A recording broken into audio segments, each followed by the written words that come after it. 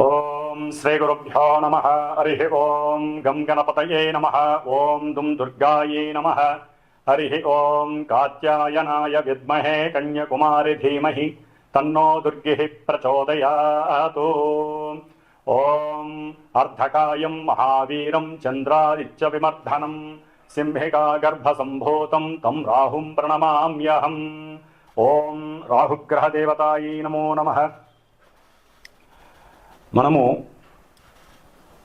ఈ యొక్క భూప్రపంచంలో ముఖ్యంగా మానవులందరూ కూడా గత జన్మలకు సంబంధించినటువంటి కర్మ ఫలితాలను అనుభవిస్తుంలో ముఖ్యంగా శని కర్మకారకుడైతే ఆయన కర్మలని మాత్రం ఏ విధంగా చేయాలి, ఏ సమయంలో చేయాలో నిర్దేశిస్తే ఆ యొక్క కర్మలని పూర్వకర్మలు అలాగే అపరికర్మలుగా, అంటే మనిషి బ్రతికి ఉన్నంత కాలము ఆ కర్మలను హైరేజ్ అంటే ఎక్కువగా చేయటం, వాటి ద్వారా ఎన్నో రకాలైన ఇబ్బందులు పెట్టడం, అట్లాగే మనిషి చనిపోయిన తర్వాత అతను మళ్ళీ జన్మని అనుభవించేటంత వరకు, అంటే మరలా జన్మ వచ్చేంత వరకు అపరికర్మలని అనుభవిస్తూ ఉంటారు. అంటే ఈ భూలోకంలో చనిపోయిన వారి గురించి ఈ యొక్క అపరికర్మల్ని చేస్తూ ఉంటారు. కాబట్టి ఈ యొక్క అపరికర్మలకు అధిష్టాన దేవత రాహు. అంటే మరి ఇప్పుడు ఈ రాహుకేతువుల గురించి చర్చించడంలో ముఖ్య ఉద్దేశం ఏంటంటే, మనకి మార్చి 30 తర్వాత శని మారాడు, అట్లాగే రేపు మే 14 తర్వాత గురుడు రాశి మార్పు జరుగుతోంది. మే 18 తర్వాత రాహువు, ఇప్పటి వరకు మీనరాశిలో జలరాశిలో ఉన్నటువంటి రాహువు వాయుతత్వపు రాశి అయినటువంటి మిత్రుడైనటువంటి శని యొక్క కుంభరాశిలోకి తన యొక్క ప్రవేశాన్ని చేస్తున్నాడు పూర్వాభాద్ర నక్షత్రంలో 1వ పాదంలో ఉండి. కాబట్టి అందుకని రాహువుని గురించి మాట్లాడుతున్నాము, అట్లాగే తర్వాత కేతువు గురించి కూడా మాట్లాడదాము. మరి ఈ యొక్క రాహువు మనిషి, అంటే ఈ యొక్క మనుషుల మీద రకరకాలైనటువంటి పరిభ్రమంతరమైనటువంటి ఇబ్బందికరమైనటువంటి పరిస్థితుల్ని కలగజేస్తూ ఉంటాడు. ముఖ్యంగా ఈ రాహువు ఏ విధంగా ఉద్భవించాడో మనకి తెలుసుకుంటే చాలా భయంకరంగా ఉంటుంది. మనకి శాస్త్రానుసారం పురాణ గాథల ప్రకారం క్షీరసాగర మదనాన్ని చేసేటప్పుడు ఈ యొక్క దేవతలు రాక్షసులు కూడా మదిస్తూ ఉండగా ముందు విషం ఉద్భవించింది, తర్వాత అమృతం ఉద్భవించింది సముద్రంలోంచి. అప్పుడు దేవతలందరూ చక్కగా ఒక వరుసలో కూర్చొని అమృతాన్ని స్వీకరిస్తున్నారు, మరణం లేకుండా ఉండటానికి, ఇబ్బందులు కలగకుండా ఉండటానికి. అదే సమయంలో ఒక రాక్షసుడు వారితో పాటుగా కూర్చొని దేవతారూపంగా ఉండి ఈ యొక్క అమృతాన్ని సేవిస్తున్న సమయంలో మరి అంతటి మాయనే సృష్టించి మాయాధారి అయినటువంటి ఆ విష్ణుమూర్తి అది గమనించి తన యొక్క చక్రంతో, విష్ణు చక్రంతో ఆ యొక్క రాక్షసు యొక్క తలని చక్కగా మధ్య భాగంలో శిరస్సు వేరు మొండెం వేరుగా చేసేస్తాడు. అప్పుడు చేసినప్పుడు శిరస్సుతో కూడి ఉన్నటువంటి రాక్షసుడి యొక్క తలకాయని రాహువుగా పరిణమిస్తారు. అట్లాగే ఓన్లీ మొండెం మాత్రమే ఉన్నటువంటి ఆ యొక్క రాక్షసుల్ని మనకి కేతువుగా ఈ యొక్క పురాణ గాథ తెలియజేస్తోంది. మరి ఈ రాహువు తల్లిదండ్రులైనటువంటి కశ్యప మహాముని అట్లాగే సింహిక వీరిరువురు కూడా అసుర సంధ్య వేళలో, అంటే అటు సాయంత్రం మధ్యాహ్నము కాదు, అటు రాత్రి కాదు, అసుర సంధ్య వేళలో తమ యొక్క కార్యకలాపాలను తీర్చుకోవడం ద్వారా, అంటే రతిక్రీడ యందు పాల్గొనడం ద్వారా ఆ అసుర సంధ్య వేళలో ఈ రాక్షసుడైనటువంటి రాహువు పుడతాడు. అందుకనే ఈ యొక్క అసుర సంధ్యా సమయంలో మనం తినటం కానీ పడుకోవటం కానీ వేరే వేరే అన్య కార్యక్రమాలు చేయకూడదని మనకి మహామునులు తెలియజేశారు. ఆ విధంగా పుట్టడం ద్వారా సూర్యాస్తమయం సమయంలో జరిగినటువంటి ఆ రాహు యొక్క జననం వలన రాహువుకి అంటే మూఢనమ్మకాలు మీద విశ్వాసం అంటే నమ్మకాల మీద విశ్వాసం లేకపోవటం, గురువుల యందు భక్తి పారవస్యం లేకపోవటం, అట్లాగే అన్ని అగాధాలు విఘాతాలు ఇబ్బందులు మానసిక వికారాలను కలుగు చేసేటటువంటి వాళ్ళలో ప్రప్రథముడు రాహువు. శనివత్ రాహువు అంటే శని ఇచ్చే ఫలితాలన్నీ రాహు ఇస్తాడు. మరి ఈ రాహువు ఇప్పుడు శని యొక్క క్షేత్రంలో ఎవరి నక్షత్రంలో ఉంటున్నాడు? పూర్వభాద్ర గురు నక్షత్రంలో ఉంటున్నాడు. అంటే మనకి గ్రహాలన్నీ కూడా అవి ఉన్నటువంటి రాశి ప్రభావాన్ని, రాశ్యాధిపతి ప్రభావాన్ని ఏదో కొంతవరకు ఇస్తూ అవి ఉన్నటువంటి స్థితి ప్రకారం ఇస్తాయి. కానీ ఈ రాహుకేతువులు అట్లా కాదు. రాహువు తను ఉన్నటువంటి రాస్యాధిపతి అయినటువంటి శని యొక్క ఫలితాలను ఇస్తాడు. తను స్వయంగా తనకున్నటువంటి పోర్ట్ఫోలియోస్ ప్రకారం తనిచ్చే ఫలితాలను ఇస్తాడు. తను చూస్తున్న భావ ఫలితాలను ఇస్తాడు, భావాధిపతి ఫలితాలను ఇస్తాడు. రాహు ఉన్నటువంటి నక్షత్రాధిపతి అయినటువంటి గురుడి యొక్క ఫలితాలు కూడా ఇస్తాడు. కాబట్టి ఇన్ని రకాల వేస్లో రాహువు కుంభరాశిలో అడుగు పెడుతున్నాడు మే 18వ తారీఖున. కాబట్టి మే 18 నుంచి డిసెంబర్ 2026 వరకు కూడా దాదాపు 1 సంవత్సరంన్నర పాటు ఈ రాహువు తన యొక్క క్రీడా విన్యాసాల ద్వారా ఎన్నో మార్పులు అటు దేశం మీద, ఇటు ప్రపంచము, అట్లాగే అంతరిక్షంలో, అట్లాగే మనకు ఉన్నటువంటి పంచభూతాలని ఆవహించి ఉన్నటువంటి ఎన్నో రకాలైనటువంటి నెగిటివ్ ఎఫెక్ట్స్ ద్వారా ఈ రాహువు మన యొక్క మానవ జీవితం మీద వారి యొక్క సొంత జాతకాల ద్వారా ఏ రాశుల్లో, అట్లాగే రాహు మహర్దశలు నడుస్తున్నవారు, రాహు అంతర్దశలు నడుస్తున్నవారు, అట్లాగే జాతకంలో లగ్నం నుంచి కానీ చంద్రుడి నుంచి కానీ ఈ రాహువు ఉన్నటువంటి స్థితిగతులు, రాహుతో కలిసి ఉన్నటువంటి గ్రహాలు, ఇట్లా పరిపరి విధములుగా రాహువు తన యొక్క విన్యాస క్రీడలని మనుషుల మీద ప్రభావితం చేస్తూ కొంతమందికి వృద్ధిని కలుగు చేస్తాడు, మరికొంతమందికి రాసుల వారికి ఇబ్బందిని, అభివృద్ధి పదంలో ఉన్నటువంటి వారిని కిందకు పడవేయటం, జైళ్ళల్లో వేయించటం, అట్లాగే కుటుంబంలో విఘాతాలు కలగటం, ఇట్లా ఎన్నో రకాలైనటువంటి సమస్యల్ని క్రియేట్ చేసేవాడు రాహువు. ఎందుకంటే శని యొక్క క్షేత్రంలో ఉండటం ద్వారా, కుంభరాశిలో ఉండటం ద్వారా. కాబట్టి ఈ యొక్క రాహువు చేసేటటువంటి విన్యాసాలు ద్వాదశ రాశుల్లో వారికి ఉన్నప్పుడు ఏ విధంగా ఉంటాయి ప్రస్తుతం ఈ యొక్క 1.5 ఇయర్. అట్లాగే ఈ యొక్క రాహువుకి అధిష్టాన దేవత దుర్గాదేవి, అట్లాగే ఈ యొక్క రాహుకేతువులు ఇద్దరికి అధిష్టాన దేవుడు సుబ్రహ్మణ్యేశ్వర స్వామి. కాబట్టి ఎవరైనా సరే ఈ రాహువు వలన మనం రాశుల ప్రకారం చెప్పుకునేటప్పుడు ఎన్ని రకాలైనటువంటి ఇబ్బందులు కలుగుతాయో అన్ని రకాల ఇబ్బందులకి దుర్గామాత ఆశీర్వచనం మాత్రమే మనకి శ్రీరామ రక్ష. కాబట్టి మరి శ్రీమాత జ్యోతిషాలయ పీఠంలో మా యొక్క పీఠంలో ఈ యొక్క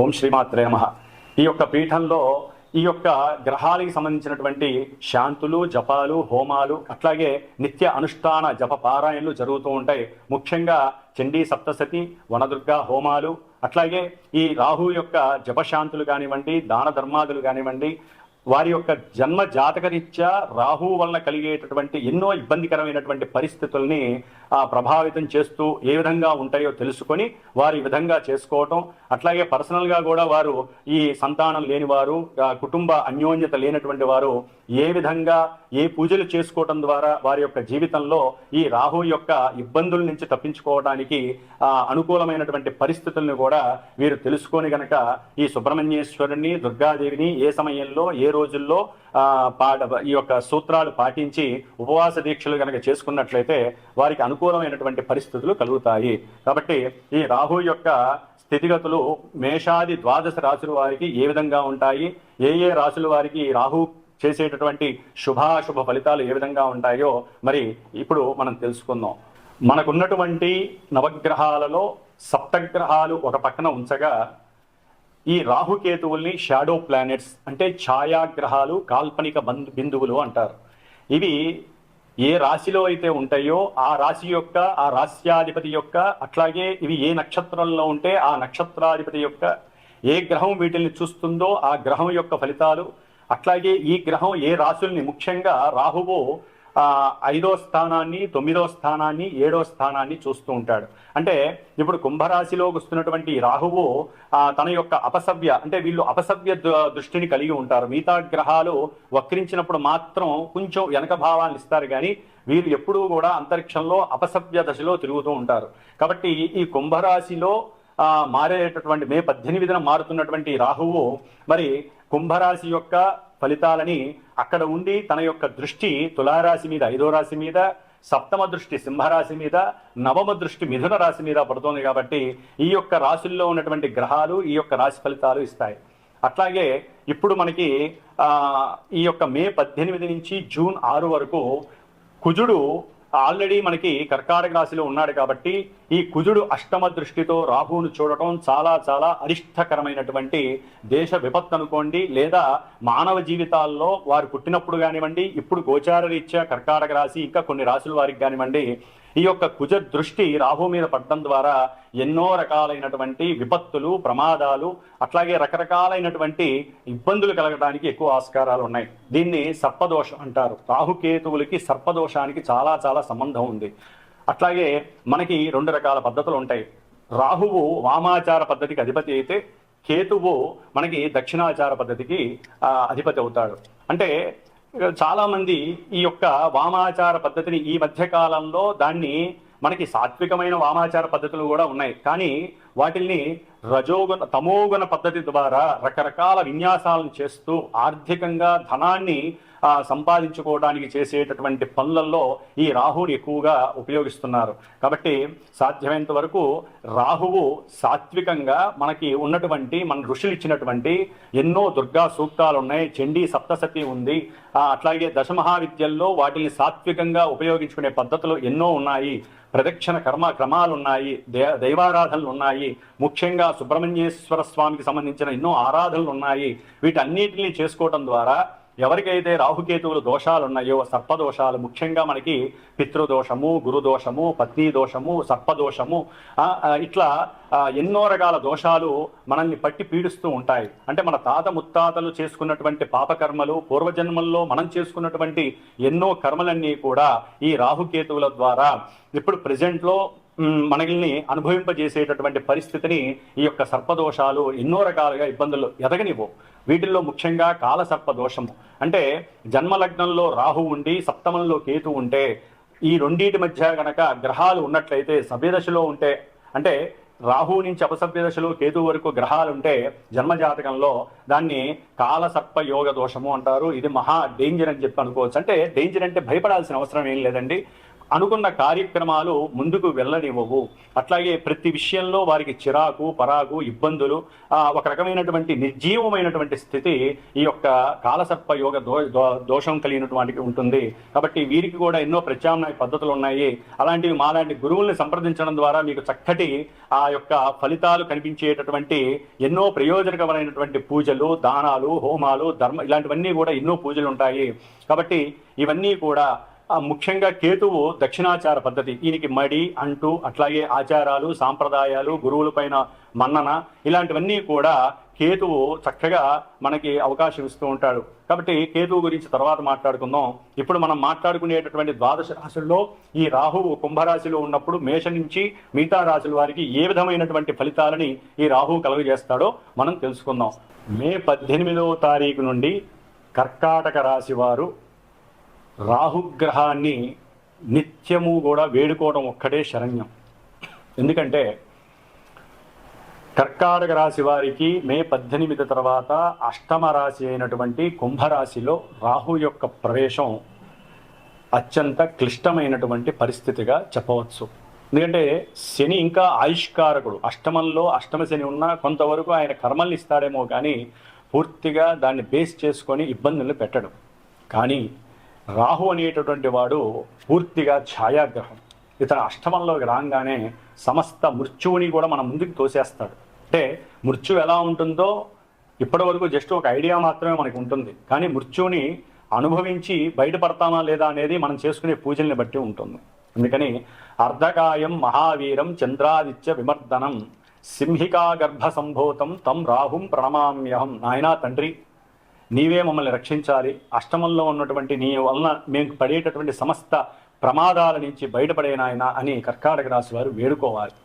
ఆ సామాన్యమైనటువంటి కష్టాలు కాదన్నవి, నానా భీభత్సమైనటువంటి మృత్యురంధ్రంలోకి తోసేటటువంటి పరిస్థితి. అట్లాగే ఓకే, అది మేషం నుంచి లాభం అవటం వలన రాశి నుంచి 8వ స్థానం ఆకస్మికంగా కూడా వృత్తి ఉద్యోగాలలో కొంత వెసులుబాటు కలగటానికి, అట్లాగే దూర ప్రాంతాలకు వెళ్ళి ఉద్యోగాల్ని ఆచరించేటటువంటి అవకాశాలు ఇవ్వటానికి కూడా ఈ రాహువు చక్కగా కొంతవరకు ప్రోద్బలాన్ని కలుగజేస్తాడు. ఏదేమైనప్పటికీ కూడా ఈ యొక్క కర్కాటక రాశి వారికి తల్లి తరపున కానివ్వండి, తండ్రి తరపు వాళ్ళకి కానివ్వండి కొన్ని ఇబ్బందులు కలిగి వారి యొక్క శ్రాద్ధ కర్మలకు వెళ్ళటం, అట్లాగే అపరికర్మశాల యొక్క దశను ఎప్పుడూ వాళ్ళు చేసి ఉండరు, కానీ వారి యొక్క దాయాదులు ఎవరన్నా మరణించడం ద్వారా వెళ్ళటం, అంటే అమ్మమ్మలు కానీ నాయనమ్మలు కానీ వీరికి ఏదైనా మృత్యు సంకటాలు కలిగే అవకాశాలు కూడా కలుగుతాయి. కాబట్టి వారు కూడా బాగుండాలని వీరు దుర్గాదేవిని ప్రార్థన చేసుకోవడం ఉత్తమం. అట్లాగే వాహనాల మీద వెళ్ళేటప్పుడు కొంచెం జాగ్రత్త వహించండి. అట్లాగే ముఖ్యంగా ధర్మపత్ని యొక్క ఆరోగ్యాన్ని జాగ్రత్తగా కాపాడుకోవాలి. తండ్రి యొక్క ఆరోగ్యాన్ని కూడా బాగుందా లేదా అని ఎప్పటికప్పుడు తటస్థీకరణం చేసుకుంటూ ఉండాలి కర్కాటక రాశివారు. ఎందుకంటే వీరికి శనికి సంబంధించినటువంటి సప్తమ అష్టమాధిపతి ఫలితాలన్నీ కూడా రాహు ఇచ్చేస్తూ ఉంటాడు. కాబట్టి భార్యతో మాట్లాడేటప్పుడు తొందరపాటుగా మాట్లాడకండి. దాని వలన మీ ఇద్దరి మధ్య రకరకాల ఇబ్బందులు వచ్చి అవసరమైతే ఆ భార్య భర్త మీద కేసు పెట్టచ్చు, భర్త భార్య మీద కేసు పెట్టచ్చు, లేదా ఒకరికొకరు ఏదైనా సరే వారి యొక్క మానసిక చర్యల వలన ప్రకోపం వలన ఏదైనా చేయడానికి చేసుకోవడానికి కూడా సిద్ధంగా ఉండే పరిస్థితి కలుగుతుంది. ముఖ్యంగా వీరు ధన విషయాలలో అంటే అప్పులు చేసి ఉంటే ఈ ధన విషయంలో వారు తట్టుకోలేక కొన్ని పరిణామాల వలన వీరు ఇబ్బందులు కూడా కొని తెచ్చుకునే అవకాశం, అంటే మనం చెప్పుకోకూడదు, ఆ మాటలు రాకూడదు. ఆత్మహత్య మహాపాతకం అంటారు. ఆత్మహత్య దాకా వెళ్ళే ప్రసక్తి కూడా రానివ్వకండి, ఆలోచనలు రానివ్వకండి. ఎందుకంటే అంత బిగ తీసుకునే పరిస్థితి కర్కాటక రాశి వారికి ఆర్థికంగా, అట్లాగే ప్రేమించుకునేటటువంటి వాళ్ళలో అవతల వ్యక్తి వీళ్ళని రిఫ్యూజ్ చేయడం ద్వారా, ఇష్టం లేదు అని చెప్పడం ద్వారా కూడా కొంత వీరికి అలాంటి ఆలోచనలు పునరావృతమయ్యే అవకాశం ఉంటుంది. ముఖ్యంగా విద్యార్థులకి ఆశాభంగం ఎదురవుతోంది కర్కాటక రాశి వారికి.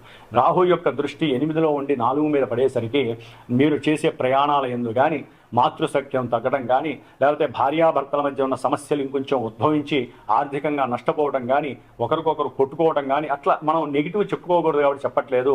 వీరు కంపల్సరీ దుర్గాదేవి సప్తసతి హోమాన్ని చేయించుకోవడం విశేషం. చండీ హోమాన్ని చేయించుకోండి. అట్లాగే దుర్గాదేవి యొక్క నామాన్ని ఎక్కువగా స్మరించండి.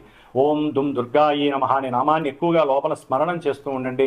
సుబ్రహ్మణ్యేశ్వర స్వామి ఆరాధనలో భార్యాభర్తలు చేసుకోండి.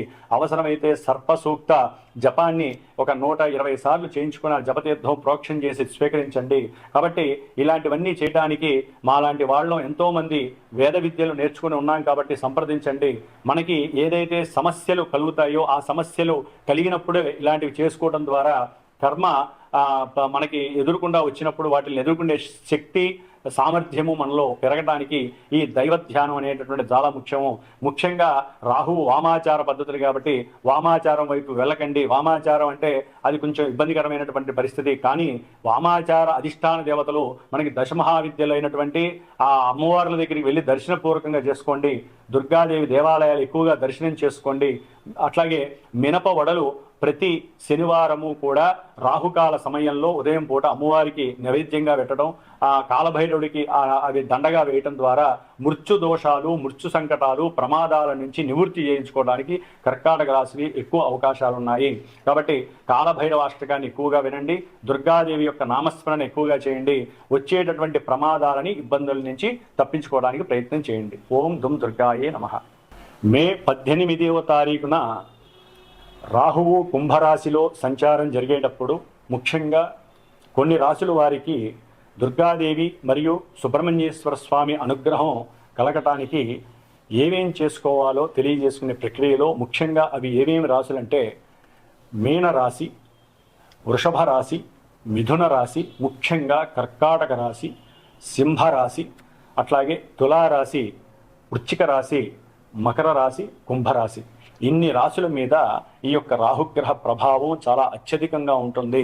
కాబట్టి వీరు తప్పనిసరిగా రాహుగ్రహానికి సంబంధించినటువంటి జపాలు చేయించండి. దానాలు, మినువులు దానం చేయండి. గారెలు చేసి పంచాలి. అట్లాగే దుర్గాదేవికి సంబంధించిన హోమాలు చేయించండి. చక్కగా 18 రోజులు దుర్గా సూక్త జపాన్ని ఆచరించండి. 6 రోజులు సుబ్రహ్మణ్యేశ్వర స్వామికి సంబంధించిన సర్పసూక్త పారాయణలు చేయించండి, జప పారాయణలు చేయించండి. ఇంకా సర్పదోషాలు, పితృదోషాలు ఉన్నవాళ్ళు సర్ప బలి కార్యక్రమాలు చేయించండి. పిల్లలు, అట్లాగే పిల్లలు లేని వాళ్ళు, పిల్లలు కావాలనుకునే వాళ్ళు, గర్భ విచ్ఛిన్నం జరుగుతున్న వాళ్ళు, అట్లాగే అకాల మృత్యువు పొందినటువంటి వారి ద్వారా కలిగే నెగిటివ్ ఎఫెక్షన్స్కి సంబంధించిన వారు ఈ యొక్క సుబ్రహ్మణ్యేశ్వర స్వామి పాశుపత హోమాలు చేయించుకోండి. ఇట్లా దుర్గాదేవికి సంబంధించిన చండీ హోమాలు చేయించండి. దీని ద్వారా అనారోగ్య సమస్యలు, అనుకున్న కార్యక్రమాలు వెనక్కి వెళ్ళటం, ఉద్యోగ భద్రత లేకపోవటం, మాట వాగ్దోషాలు, పితృదోషాలు, సంతాన దోషాలు, లేదా మీరు చేసేటటువంటి బిజినెస్ల్లో అరిష్టాలు, ఇబ్బందులు ఇవన్నీ కూడా తొలగిపోవటానికి, పితృదోషాలు, సర్పదోషాలు తొలగిపోవడానికి సుబ్రహ్మణ్య ఆరాధన, అట్లాగే చండీదేవి దుర్గాదేవిగా అవతరించింది కాబట్టి దుర్గాదేవికి సంబంధించిన చండీ సప్తశతి హోమాలు, పారాయణలు, దుర్గా హోమాలు చేయించుకోండి. అంతా శుభప్రదంగా ఉండటానికి రాసుల వాళ్ళు ఈ 1.5 ఇయర్లో మీరు అనుకున్నట్లుగా కంపల్సరీ చేయించుకోండి. ఈ రాసుల వాళ్ళు ముఖ్యంగా నవంబర్ 23 తర్వాత ఆగస్టు వరకు కూడా చాలా క్లిష్టమైనటువంటి పరిస్థితులు. ఎందుకంటే రాహువు సొంత నక్షత్రంలో ఉన్నప్పుడు వీరికి ఇంకా ఈతి బాధలు ఎక్కువ అవడానికి అవకాశాలు ఉన్నాయి. కాబట్టి చక్కగా అందరూ ఆ యొక్క నామస్మరణలు చేసుకుంటూ శుభంగా సుఖంగా ఉండాలని ఆశీర్వచనం. ఓం దుమ్ దుర్గాయే నమో నమః.